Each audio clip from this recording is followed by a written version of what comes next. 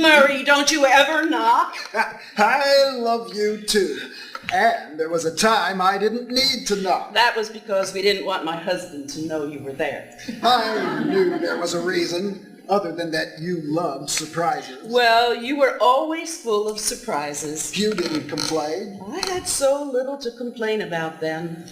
Other than an overbearing, overstuffed, undersexed husband. Murray, you know that's not fair. Which part? About being undersexed.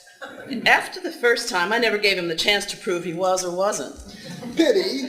I might have benefited by the comparison. There never was any comparison. At least not as far as I was concerned. We did have some good times, didn't we? We thought we had the world. Then you got the insane urge to go hunting that morning. My dear, man does not live by love alone. Taking out my aggressions on a wild boar seemed vastly preferable to exercising them on the domestic pig you so unwisely married. It was supposed to be a strategic alliance. How was I to know it would turn out to be a hostile takeover? Or that your royal spouse would have the personal charm of a warthog, with none of the good looks to go with it. Or that the damn fool would be going to relieve himself of a belly full of beer when he saw you coming out of my chambers. I might have gotten away with that if he hadn't seen you kiss me goodbye, wearing nothing but your natural beauty. He saw us? And didn't dare confront us at the time? He told me himself when they brought me back. Sent the torturer out of the room so he could fully express how he felt about me. Torturer? You didn't know? I was afraid you were going to be on the next rack to mine. No. He had something else in mind for me. After the soldiers brought you back, looking like a muddy road after the ox carts have gone by. I might point out that not all of his soldiers came back from that mission. I wish to God none of them had. Or you either. He made me come out to the courtyard that morning while it was still dark, on the pretense that I might convince him to spare your life. Ha! And then, as the sun came up, he ordered me to watch as the executioner chopped your head off. And did you watch? I closed my eyes as the axe was coming down. Then you didn't see the bloody fool botch it? What?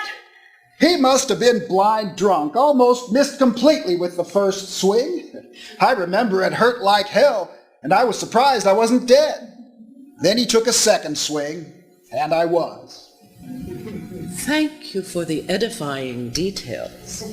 I've relived that moment every day for the last 18 years, and now it will be even more horrible. I know, my love, I know. Dying has its benefits. It all seems much more remote to me. Then explain something to me. If I can. You were still young when you died. We were both young. So why do you now look as if you were my age? Why aren't you still the age you were when... Easy, my love. Answer me. You're dead. Why are you getting older? Simple courtesy, my dear. You wouldn't want to feel like you were cradle robbing even with a ghost, would you, love? That's another thing. You always call me love or my dear, never by my name. I want to know why. I always did that, and I don't recall you complaining. Well, now I want to know. It's like you don't even know who I really am. Oh, my lady, if I don't know you, nobody does. No.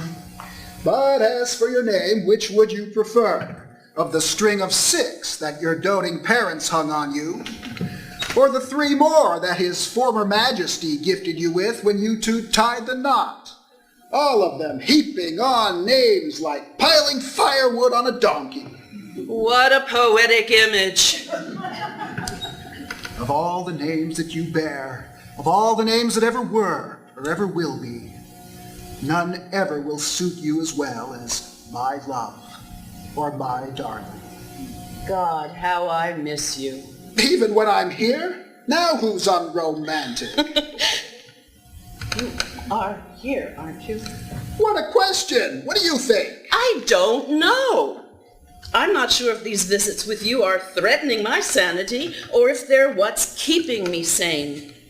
All I know is I think of the days before, or I hear one of Malcolm's silly poems about the glory days, and then there you are.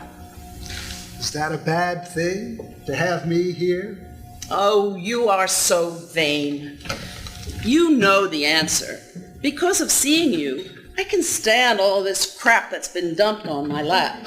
My heavens, the royal tongue has grown a bit uninhibited, hasn't it? You don't know the half of it. When that mob showed up outside the castle gates about 4 hours after It took the buggers only 4 hours to get themselves organized, did it? I don't know about organized, but they were mad.